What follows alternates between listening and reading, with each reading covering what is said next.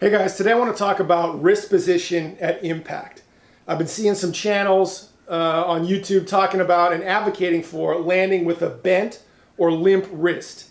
And I think this is completely absurd and it's a huge mistake, and I'm going to go into why in this video. So first of all, they talk about that you want to land with your knuckles. Now of course you want to land with your knuckles. However, you don't want to land with your knuckles just for the sake of landing with your knuckles. Okay, you're not knocking on a door. You're trying to generate speed, you're trying to generate power. So why handicap yourself? Why land with anything less than the most stable platform possible to facilitate that power and that weight transfer into and through your opponent? There's three main things I'm going to get into in this video. First, landing with a bent wrist disconnects your wrist from the rest of your arm and from the rest of your body. Number two, it inhibits your ability to land with weight and follow through.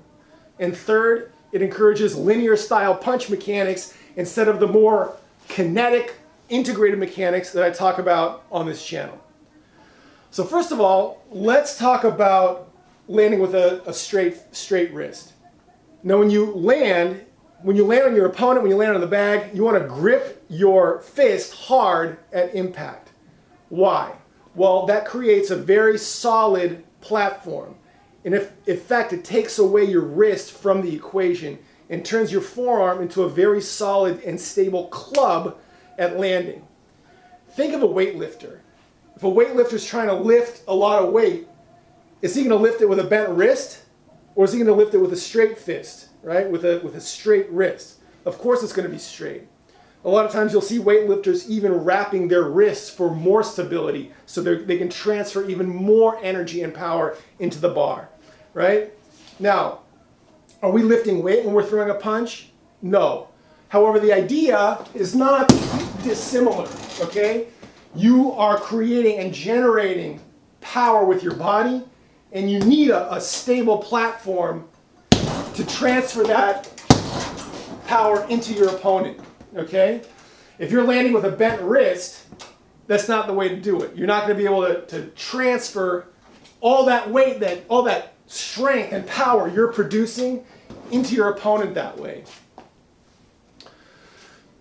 Second, it inhibits your ability to land with weight and follow through. Now, you've probably had a scenario where you've landed maybe a little bit off if you weren't paying attention or something and your wrist bent, right? You're trying to land with a straight fist, with a straight wrist, but it bends a little bit. It kind of ruins the punch, right? You know what I mean? If it's happened to you, you know. It's happened to me before for sure.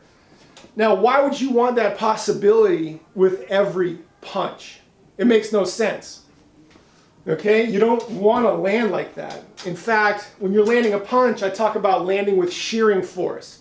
Right? We're using our entire body, we're using our kinetic chains.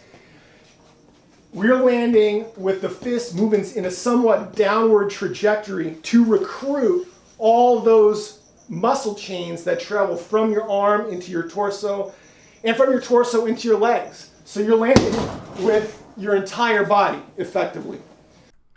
I want to take a minute to show you guys what I mean about shearing force. So these top punchers, they're punching their straight punches with a slight arc. Okay, it's not just straight. Their fist is traveling in two vectors, really three because of rotational component. However, you see Naoya Inoue's fist going up and then down. When it's traveling down, these guys are able to utilize all their kinetic chains that connect the arm to the torso and the torso to the hips to stabilize that punch at impact. And inevitably, it follows an arc. Here's an example of James Toney.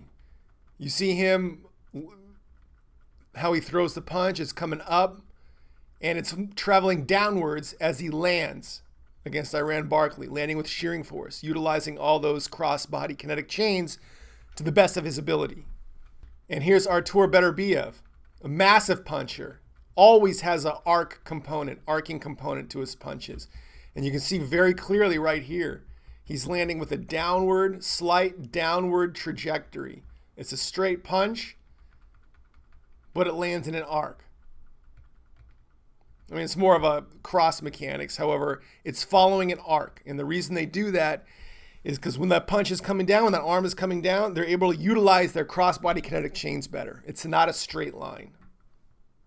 If you're not landing with shearing force, you're not going to be utilizing those kinetic chains that I talk about on my channel to facilitate a stable impact and the weight transfer at impact, right? Go to a wall and lean against it with your fist. What's going to feel more stable? You landing with a bent wrist or you landing with a straight wrist? And you can really put all your weight into that, right? If you're transferring your weight into something else, you want a stable platform. You don't want to bend in there. It's much easier, and you're able to utilize the strong wrist flexors to stabilize that impact because you are landing with some shearing force. Third, landing with a bent wrist encourages linear style mechanics. And remember, we aren't pushing the punch, we're throwing the punch. And when you do that, when you're throwing a punch, your arm is not moving in just one plane of motion. Your straight punches are really having three vectors of motion. From back to front, a slight shearing force, right? Usually down or towards your body.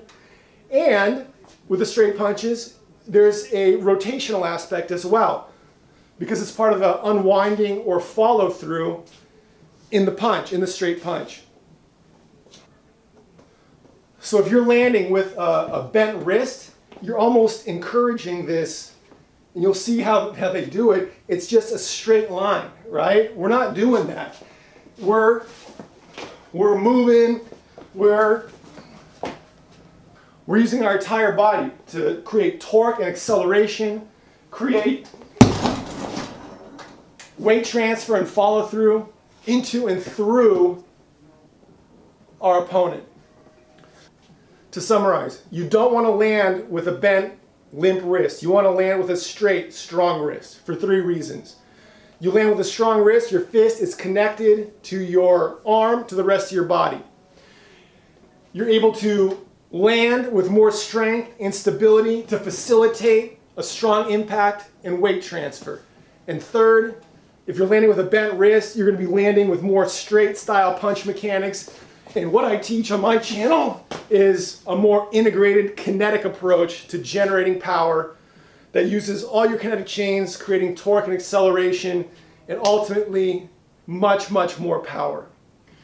If you want to learn more about the kinetic integrated mechanics I teach on my channel, so you can create torque and acceleration in every punch, really maximize your punching power, and reach the peak of your potential, check out my program called The Power Punching Blueprint on my website at howtopunchharder.com. That's it for now. Thanks for watching. Like and subscribe, and I'll see you in the next video.